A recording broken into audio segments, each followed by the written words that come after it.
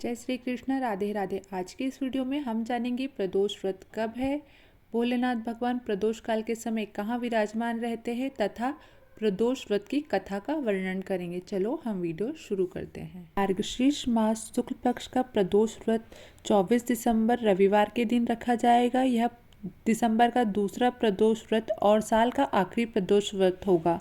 प्रदोष व्रत में शिव की साधना प्रदोष काल में की जाती है। सूर्य अस्त से 45 मिनट पहले और सूर्य अस्त के 45 मिनट बाद का पूजा का सही समय माना जाता है।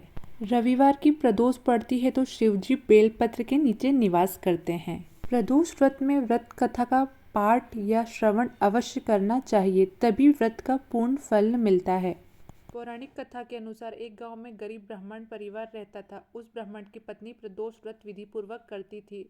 एक दिन उसका बेटा गांव से कहीं बाहर जा रहा था, तभी रास्ते में कुछ चोरों ने उसे घेर लिया। चोरों ने उसकी पोटली छीन ली और उससे अपने घर की गुप्त धन के बारे में बताने को कहा। बालक ने कहा कि पोटली में रोटी के अलावा कुछ नहीं है और उसका परिवार बहुत ही गरीब है। उसके घर में कोई गुप्त धन नहीं है। चोरों ने उसे छोड़ दिया और आगे बढ़ गए। वह बालक नगर में एक बरगद के पेड़ के नीचे छाया में सो गया। तभी राजा के सिपाही चोरों को खोजते हुए वहां आए और उस बालक को ही चोर समझकर ले जाकर जेल में बंद कर दिया। सूर्यास्त के बाद भी जब बालक घर नहीं पहुंचा तो उसकी मां परेशान हो गई। उस दिन वह प्रदोष व्रत था। उसने शिव पूजा के समय भोलेनाथ से प्रार्थना की कि उसका पुत्र कुशल हो, उसकी रक्षा करे। भगवान शिव ने उस माँ की पुकार सुन ली। फिर शिव जी ने राजा को सपने में बालक को जेल से मुक्त करने का आदेश दिया। साथ ही कहा कि वह बालक निर्दोष है, उसे बंदी बनाकर रखोगे तो तुम्हारा सर्वनाश हो जाएगा। अगले दिन सुबह राजा ने उस बालक को रिहा करने का आदेश दिया।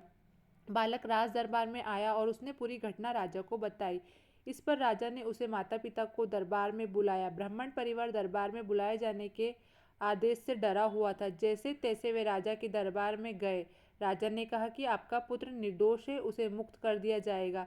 राजा ने ब्राह्मण परिवार को जीविका के लिए 5 गांव दान में दिए। भगवान शिव की कृपा से वह ब्राह्मण परिवार सुखीपूर्वक जीवन व्यतीत करने लगा। इस प्रकार से प्रदोष व्रत की महिमा का बखान किया गया।